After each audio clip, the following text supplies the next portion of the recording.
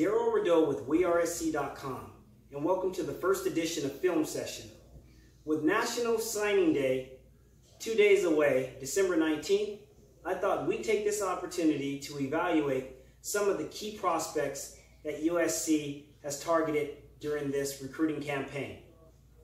Today, we're going to take a look at wide receiver out of Orange Lutheran, California, and Orange, California, 5-star recruit Kyle Ford.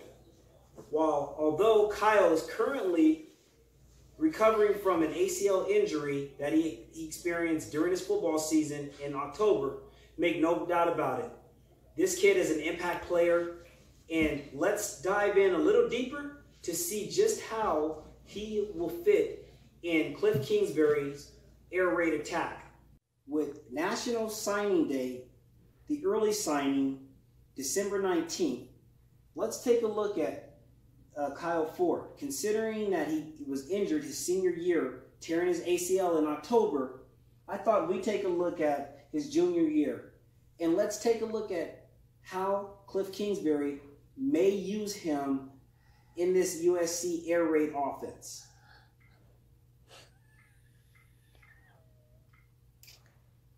At 6'3", 215, he poses a great threat, but very deceptive. They have him listed at 4'6'8", but I think he actually plays a lot faster than that. Many people want to compare the physicality that he shows to Juju Smith-Schuster. I actually like the comparison of former Oklahoma State Biletnikoff winner Dez Bryant. I think with this kid's catch radius, his ability to get on top of a defender, stack them, and give a quarterback a great target. We know JT Daniels likes to throw the deep ball. This is the kid who can run every route. But in Cliff Kingsbury's system, unlike T. Martin / Clay Helton, this kid with a high catch radius, expect USC to run 10 personnel. 4 wide receivers, 1 running back. Feature him in the slot. Watch how he has the ability to evade defenders and run past them. He runs with a higher knee lift than I expected for a guy of his size. But that's what causes the separation. Now, when a DB is in his face, he gives them the stutter, and then again, goes over the top of them. That's what you have to love inside the red zone. USC didn't feature a lot of tight ends. So being able to go up and get the ball, stack the defender, put him behind him, and give the quarterback a really great catch radius location is very, very crucial. Kyle Ford plays with a tremendous amount of confidence. The Lancers featured him in many different places. But what I love most about his game that goes unnoticed is how well he comes back to the ball. We've seen much of that with Amon-Ra St. Brown. We know that JT Daniels likes to throw to a targeted area away from defenders. So Ford's ability to come back to the ball or extend and separate from a defender shouldn't go unnoticed, because in the red zone, when you're not going to feature a tight end, that's where he's going to come alive. You got to love what you see. Nice little stick route. We call that a rub route. He runs a slant, gives the inside receiver an opportunity to clear the route. Smaller corners are always going to have problems with them, and if USC under Cliff Kingsbury features him as he's recovering from the ACL and he's able to assist them, perhaps we may not see his presence felt until middle of the Pac-12 season.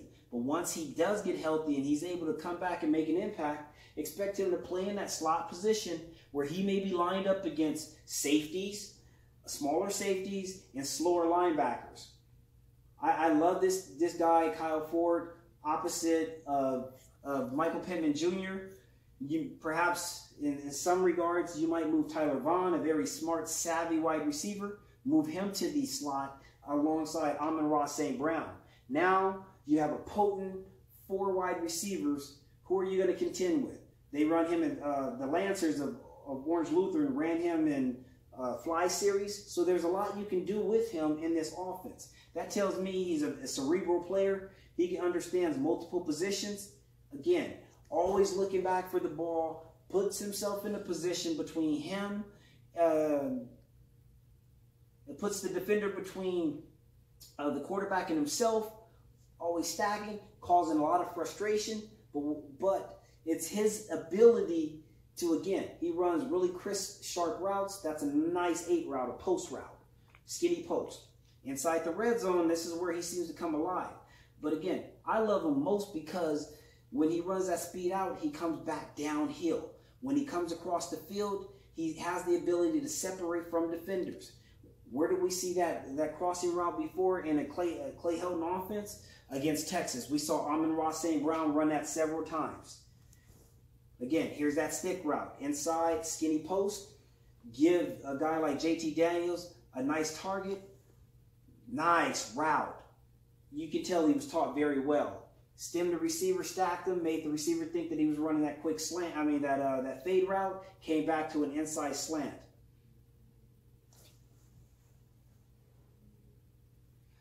I'd be curious to see how Cliff Kingsbury uses a healthy Kyle Ford. This kid he's one of those generational game changers. The reason why I say that is because of how he plays the game with a lot of emotion and physicality. If he can rein that in and channel that energy, I think his play, much like the work ethic of Amon-Ra St. Brown, coming out of Mater Dei last year as a freshman for USC, gives this offense the spark and the attitude that it's missing. But I love his route running, his ability, again, coming back to the ball. That's why he reminds me of Dez Bryant. Not so more so than a Juju Smith-Schuster. It's because Dez Bryant didn't always create separation from defenders, but he always gave himself a little bit of a wiggle, maybe a little nudge against a defender, and was able to create enough separation and always came down with the ball. But Kyle Ford, again, all of his routes look alike on the tree. Boom. Now he comes on a dig route. Gotta love that. Again, taking the top off the defense, stacking them, because all game that defender was expecting him to maybe run shallow. See how he comes back to the ball? Boom.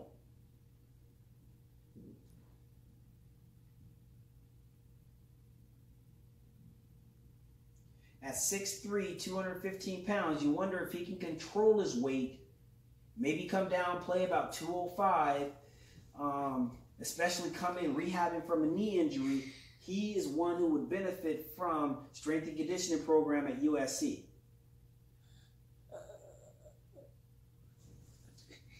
Well, as you can see, USC has another special talent. Should Kyle Ford commit to USC, this is the type of game changer that makes this offense very potent. And if you're the running backs at USC, having the presence of a guy like Kyle Ford, his ability to finish blocks is going to only help the running game.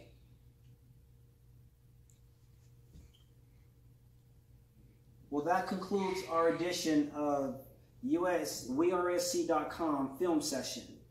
Another USC recruit, Kyle Ford, Orange Lutheran, the Lancers.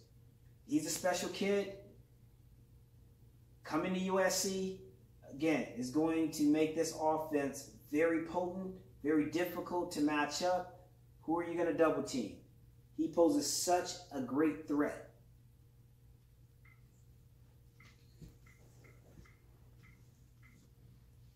Well, that does it for me. Once again, signing off. This is Darrell Rideaux for WeAreSC.com. Tune into the message boards as we track every recruit on signing day, December 19th. I look forward to the next film session as we uncover the next USC prospect.